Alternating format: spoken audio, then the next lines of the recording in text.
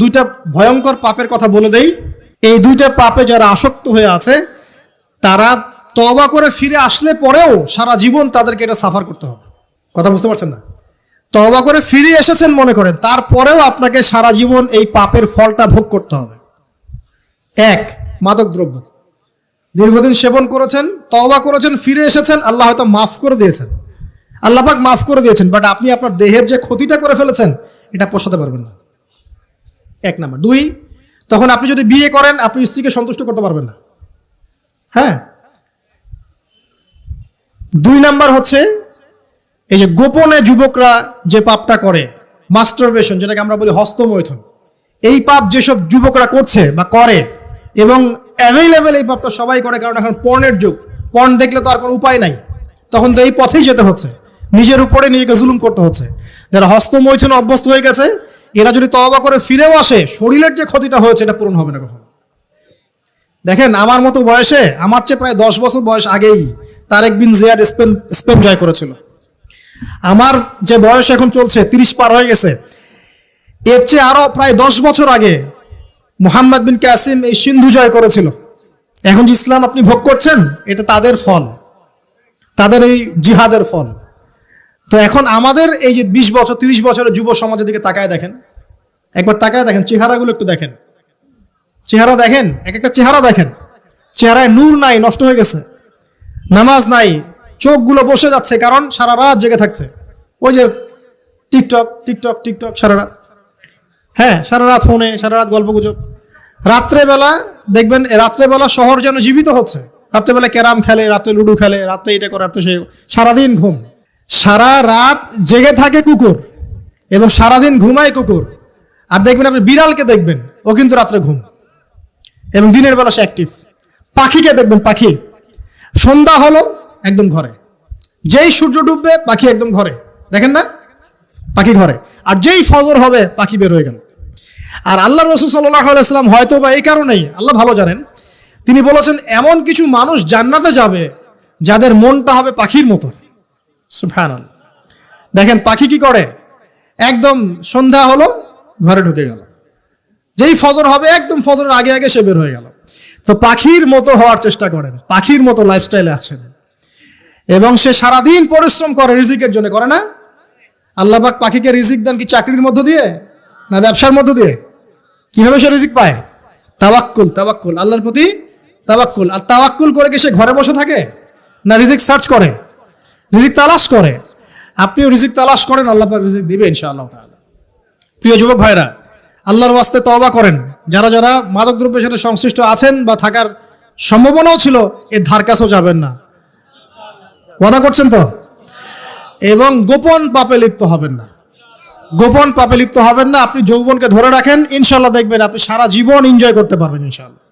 কিন্তু যদি এখন নিজেকে শেষ করে ফেলেন, এখন নিজেকে শেষ করে ফেললে আপনি বিয়ে করলে পরেও দেখবেন আপনি পস্তাচ্ছেন। ওই যে কলিকাতা হারবালে যেতে হবে, তখন মডার্ন হারবালে দৌড় দিতে হবে। আর সব হারবাল টারবাল খেয়ে লাভ হয় না।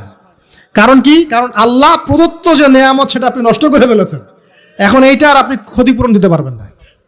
অতএব জীবনটাকে সিরিয়াসলি নেন। মুসলিম তরুণ যুবকদেরকে উদ্দেশ্যে বলছি যে আপনারা কায়িক পরিশ্রম করেন, কায়িক পরিশ্রম করেন, 5 ওয়াক্ত সালাতটা আল্লাহর ওয়াস্তে নামাজে মসজিদে এসে পড়েন। বেশি কিছু করতে বলছি না ভাই, আমার কথা শোনেন, বেশি কিছু করতে বলছি না। আল্লাহর ওয়াস্তে 5 ওয়াক্ত নামাজটা মসজিদে পড়েন, পারবেন না? আচ্ছা, ডেইলি 10টা পৃষ্ঠা করে কোরআন তেলাওয়াত করেন, পারবেন? আল্লাহ তৌফিক দান করুন। ডেইলি 2-4 টাকা করে সদকা করেন, পারবেন?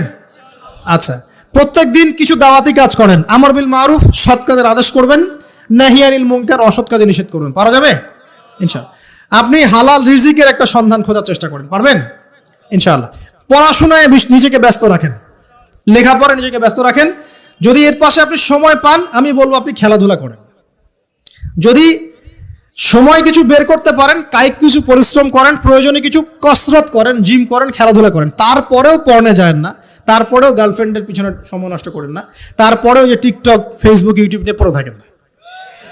ওগুলোর চেয়ে খেলাধুলা করা অনেক ভালো আছে। অ্যাটলিস্ট আপনি ফিজিক্যালি ফিট থাকবেন। অনেকে বলতে পারে যে এটা না করলে হয়, এটা বাজে কাজ, সময় নষ্ট। আমি মনে করি এখনকার যুবকরা যেসব পথে সময় নষ্ট করছে, এর চাইতে অ্যাটলিস্ট খেলাধুলা করলে ভালো ছিল।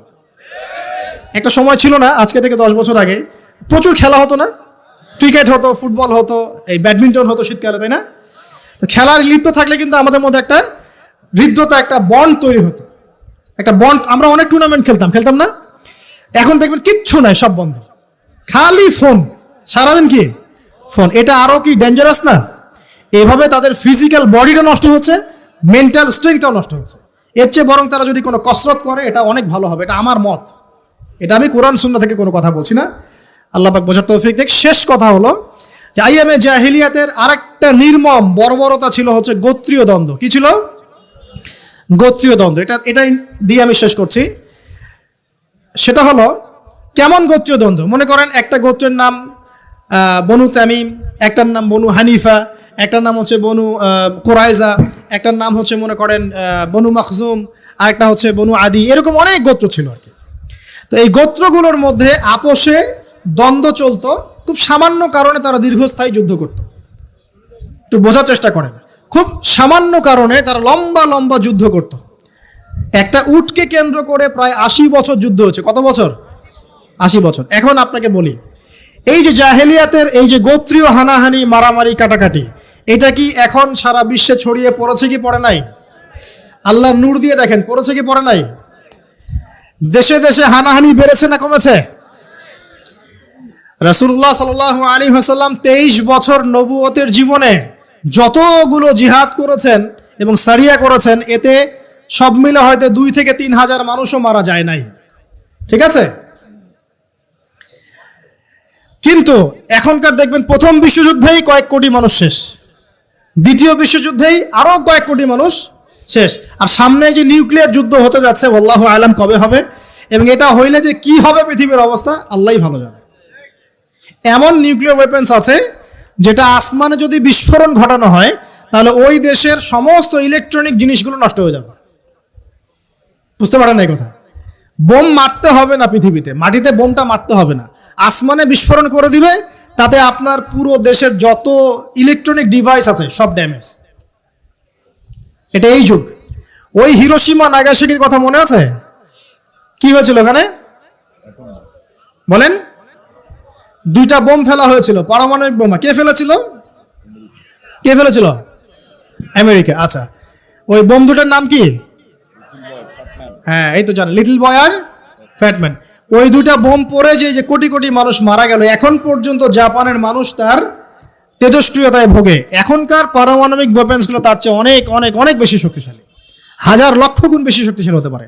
রাশিয়ার কাছে এমন সুপারসনিক মিসাইলস আছে, নিউক্লিয়ার মিসাইলস, যেগুলো শব্দের গতিবেগের চাইতেও 10 গুণ বেশি যেতে পারে। শব্দের গতিবেগ কত হার্টজ বলো? তোমরা সায়েন্সে পড়ো নাই? তো এই শব্দের গতিবেগের চাইতেও 10 গুণ 20 গুণ বেশি যেতে পারবে কি একটা মিসাইল। মানে মিসাইল আবার আকাশ প্রতিরক্ষা ব্যবস্থা বলে একটা কথা আছে। আকাশ প্রতিরক্ষা ব্যবস্থায় ওই মিসাইলগুলোকে ডিফেন্ড করে দেওয়া যায়, ধ্বংস করে দেওয়া যায় আকাশেই। ওই প্রতিরক্ষা ব্যবস্থাও ধরতে পারবে না কত জোরে মিসাইল যাচ্ছে। এবং সেই রাশিয়াকে উস্কিয়ে দিচ্ছে এখন পশ্চিমারা, ফেলো একটা বোম, ইউক্রেনে একটা বোম ফেলো খালি। ও যদি একটা ফেলেই দেয় তখন দেখবেন পশ্চিমারা সবাই মিলে আবার যুদ্ধে নেমে যাবে, পুরো ব্যাসাকার হয়ে যেতে পারে। আল্লাহু আলাম, আল্লাহ ভালো জানেন। তবে এটা সময়ের ব্যাপার মাত্র যে বিশ্বে একটা ভয়ঙ্কর প্রলয়কারী কিছু একটা হতে যাচ্ছে। বলবো যে ভবিষ্যৎবাণী করে বেড়াচ্ছে। ভবিষ্যৎবাণী করি নাই, আপনার বর্তমান সম্পর্কে জ্ঞান নাই বলেই বর্তমানকে আপনার ভবিষ্যৎ মনে হয়। বর্তমান সম্পর্কে আপনি অজ্ঞ বলেই বর্তমানের জ্ঞানটাকে আপনার কাছে ভবিষ্যৎ মনে হচ্ছে। বর্তমান সম্পর্কে জ্ঞান অর্জন করেন, দেখবেন সঠিক বুঝতে পারবেন। নিউক্লিয়ার যুদ্ধের দ্বার প্রান্তে। তো যেটা বলছিলাম যে এই যে গোত্রীয় হানাহানি দেখেন ছড়িয়ে পড়েছে, আর এই হানাহানিকে উস্কে দিচ্ছে কারা? এই হানাহানিকে উস্কে দিচ্ছে একটা শ্রেণী, তার নাম জায়নিস্ট মুভমেন্ট। তারা কি চায়? তারা চায় চীনকে তাইওয়ানের সাথে বিরোধ বাঁধিয়ে দিতে, তারা চায় বাংলাদেশের অভ্যন্তরে একটা ফাসাদ লাগিয়ে রাখতে, তারা চায় মিয়ানমারকে দিয়ে বাংলাদেশকে বিজি রাখতে, তারা চায় ইউক্রেনকে দিয়ে রাশিয়াকে বিজি রাখতে, তারা চায় ইসরায়েলকে দিয়ে প্যালেস্টাইনকে বিজি রাখতে। বিভিন্ন জায়গায় সব সেট করে রাখা হয়েছে আর কি। এবং তার উদ্দেশ্য হচ্ছে পৃথিবী থেকে মানব জাতি কমিয়ে ফেলা, এবং আস্তে আস্তে যেন ওদের যে agenda, they want to rule the world, তারা সারা ওয়ার্ল্ডটাকে রুল করতে চায় এবং ইসলামকে পুরো মুছে ফেলতে চায়। এবং ইসলাম শুধু না, ধর্মতাত্ত্বিক যে কোনো কনসেপ্ট আসলেই ওটাকে মুছে ফেলতে চায়। যে কোনো ধর্মকেই তারা সহ্য করতে পারছে না। তো এই উদ্দেশ্য বাস্তবায়নের জন্য তারা এই কাজগুলো করে বেড়াচ্ছে। আইয়ামে জাহিলিয়াতের সেই যে সুন্নাত, ওই যে জাহিলিয়াত এখন সারা বিশ্বে এভাবে ছড়িয়ে পড়েছে। অতএব আপনার চোখ কান খোলা রাখতে হবে।